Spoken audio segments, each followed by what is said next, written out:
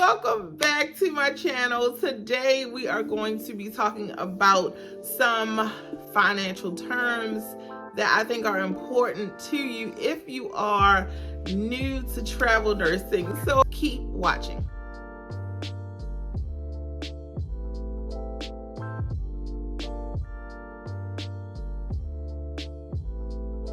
So today, as I stated before, we're going to talk about money. So I am a travel nurse. I've been a travel nurse for almost 4 years. I thought it was very relevant and it would be helpful for me to talk about a few terms that you probably want to familiarize yourself with if you want to start out as a travel nurse. When I became a travel nurse, I did not know these things. So let's talk about a few terms you are going to want to familiarize yourself with as a new travel nurse, okay? Let's do it. Oh, the first one is a tax home. So when you are talking with your recruiter or the liaison at your travel nurse company, they should be talking to you about identifying a tax home. If they don't, ask about it, because you are going to be responsible for your taxes as an independent contractor, because essentially as a travel nurse you are a contract worker. You sign a contract. The agency is the go-between between the hospital and yourself. You're going to get paid from the agency. However, you have to identify a tax home, and a tax home is simply where is the primary location that you call home when you are not on a travel assignment. So every travel nurse has to have a tax home. And if people tell you that you don't need to file taxes, you don't need a tax home, that is bad advice. Now, I've got to make this disclaimer. I am not a tax professional. I would never, ever, ever, ever give you tax advice. But I am going to tell you that you do need to identify a tax home, because at the end of the year or beginning of the year, whenever you file your taxes, Uncle Sam is going to come to you and say, hey, what's your tax home? Okay. And in order to reap some of the benefits as a travel nurse, you have to have a tax home. Okay. So that's number one. Number two, you need to be aware of tax-free stipends.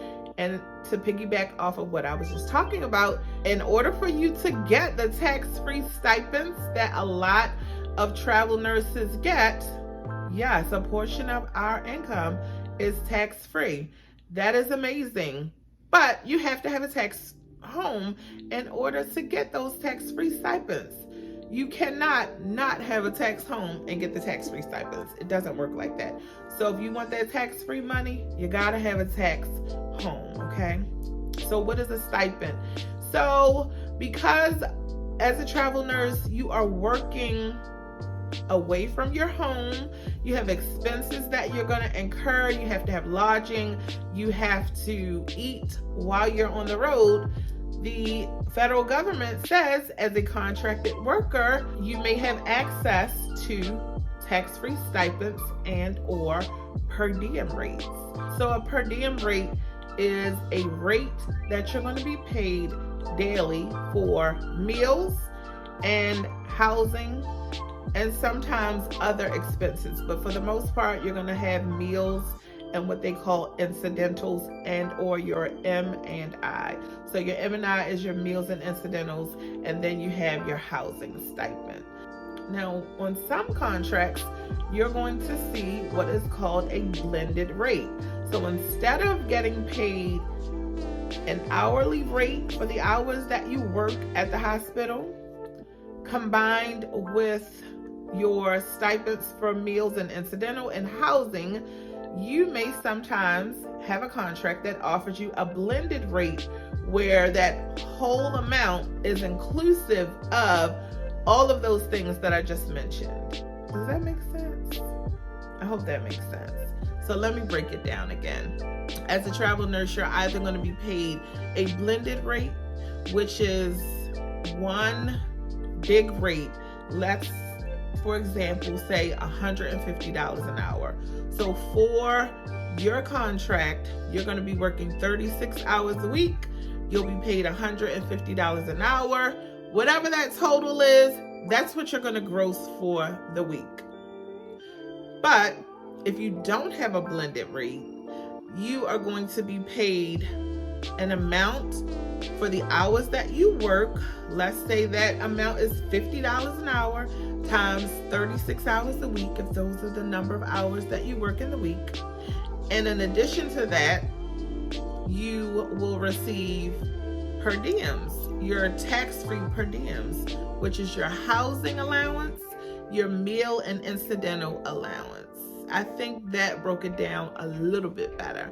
Just know that you need to know those terms so that when you're talking with your recruiter about how you're going to get paid, it makes sense whether or not you're going to accept the blended rate or the hourly rate with the tax-free stipends. And it all depends on the company that you're working for, how they break down the numbers that are inclusive of your salary, okay? I personally like to take the hourly rate and the tax-free stipend, because who doesn't want tax-free money? That means when you go to report your income at the end of the year, you're reporting a lesser amount because so much of your income was tax-free. There are caps on those numbers. Again, I am not a tax professional or an accountant, so I just encourage you as a travel nurse to do your due diligence and talk with a tax professional so that you can make the best decision for yourself and your finances. And then the last term that I want you to be aware of is something called the GSA rate. So the GSA and or Government Services Administration website is where you can find information on those per diem rates. So you go on to the GSA website, which I'm not a sponsor of anything, but I just will put the website in the description box for informational purposes for you so you can easily identify it. When you go onto that website, you can put in the information of where you're going to be working, like the zip code or the city and state where you're going to be working, and you can see what the daily per diem rates are for meals and incidentals and your housing allowance. You can see what the daily rate is.